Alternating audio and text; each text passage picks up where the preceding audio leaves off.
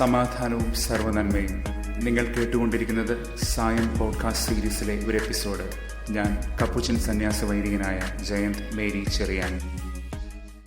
രാജാവും നിയമദാതാവുമായ ഇമ്മാനുവൽ എറക്സെത്ത് ലെജിഫർ, അങ്ങനെ പറഞ്ഞുകൊണ്ടാണ് ഇന്ന് ക്രിസ്തുവിനെ നമ്മൾ ക്ഷണിക്കുന്നത്. കഴിഞ്ഞ ദിവസം നാം ശ്രദ്ധിച്ച വാക്കാണിത്, ലെജിഫർ. നിയമസംവാഹകൻ, നിയമദാതാവ്. ഇമ്മാനുവലിൻ്റെ അർത്ഥവും അനുഭവതലങ്ങളും ഇപ്പോൾ വിസ്തൃതമാവുകയാണ്.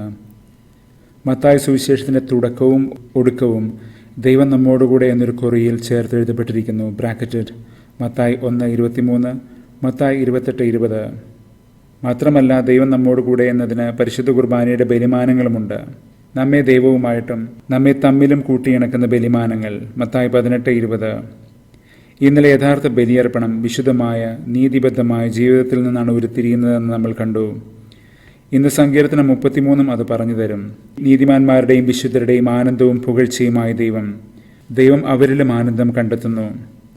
കർത്താവ് ദൈവമായുള്ള ജനം ഭാഗ്യപൂർണമത്രേ. ദൈവം തൻ്റെ നിറവുകളും പരിശുദ്ധിയും ഹൃദയാന്തരഭാവങ്ങളും വെളിപ്പെടുത്തി നമ്മെ ക്ഷണിക്കുകയാണ് തൻ്റെ ജീവിത തികവിലേക്ക്. അതിനാൽ തന്നെ ഈ ഭാഗ്യപൂർണത എന്നത് കർത്താവിനെ അറിഞ്ഞ് അവിടുത്തെ തിരുഹിതം നിറവേറ്റുന്നവരുടെ സൗഭാഗ്യമാണ്. ഇന്ന് പരിശുദ്ധ കന്യകയെ നോക്കി എലിസബത്ത് പറയുന്നത് പോലെ, കർത്താവ് അരുൾ ചെയ്തവൻ നിറവേറുമെന്ന് വിശ്വസിച്ചെന്ന് ഈ ഭാഗ്യവതി. ലൂക്ക 1:39 മുതൽ. കഴിഞ്ഞ ദിവസം നാം ധ്യാനിച്ച കലുഷിതമായ രാഷ്ട്രീയ ഒത്തുതീർപ്പുകളെയും സാഹചര്യങ്ങളെയും കുറിച്ച് ഇന്ന് സെഫനിയ പ്രവാചകൻ ആവർത്തിക്കുകയാണ്. സെഫാനിയ 3. കുഴഞ്ഞു മറിഞ്ഞ ദ്വേഷമുള്ള കാലുഷ്യങ്ങളുള്ള ചേറ്റിൽ നിന്ന്, യുദ്ധമുഖങ്ങളിൽ നിന്ന്, നീതികേടിൽ നിന്ന്, അവിടെ നിന്നാണ് ദൈവം തൻ്റെ ജനത്തെ കരകയറ്റുന്നത്. പ്രിയന്റെ ഹൃദയത്തിലെ മരഞ്ചെരുവുകളിൽ മറിഞ്ഞിരിക്കുന്ന നമ്മെ കാണാൻ പ്രിയൻ കൊതിക്കുകയാണ്. ഇന്ന് ഉത്തമഗീതം 2:8 മുതൽ നമ്മളോട് പറയും. സഫാനി എന്ന വാക്കിൻ്റെ അർത്ഥം പോലും ദൈവം മറിഞ്ഞിരിക്കുന്നു എന്നല്ലേ. നമ്മൾ ക്രിസ്തുവിനോടൊപ്പം മരിച്ച് ഉയർത്ത് അവൻ്റെ ഹൃദയത്തിൽ അമർന്ന് മറഞ്ഞിരിക്കുന്ന കാഴ്ച ശ്രീഹ വെളിപ്പെടുത്തിയിട്ടുണ്ട്. കൊളോസ്യർ 3:3. അങ്ങനെ ഉയർപ്പിൻ്റെ സുന്ദര ധ്വനി ഉയർത്തുകയാണ് ഇന്ന് ഉത്തമഗീതം. പ്രിയെ എഴുന്നേൽക്കൂ എന്ന് പറയുമ്പോൾ കലമാനെപ്പോലെ കുതിച്ചു ചാടി വരികയാണവൻ. പ്രിയൻ്റെ ഈ കുതിച്ചുചാട്ടത്തിനോടൊപ്പം പ്രിയയുടെ ഹൃദയവും തുടിക്കുന്നുണ്ട്. സഭ ക്രിസ്തുവിനായി കാത്തിരിക്കുന്നതിൻ്റെ ഉൾപ്പുളകം.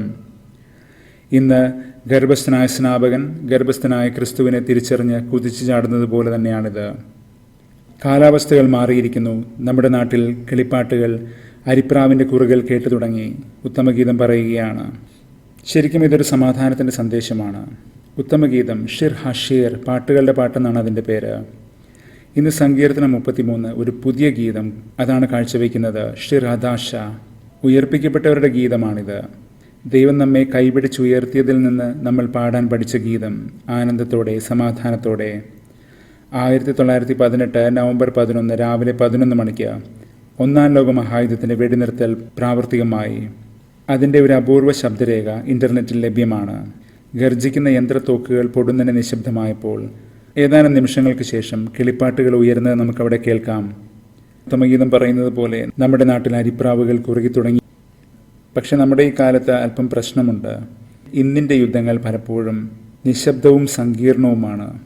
അതിനാൽ നമ്മൾ കേൾക്കുന്ന കിളിപ്പാട്ടുകൾ വെറും പ്രതീതികൾ മാത്രമാണോ?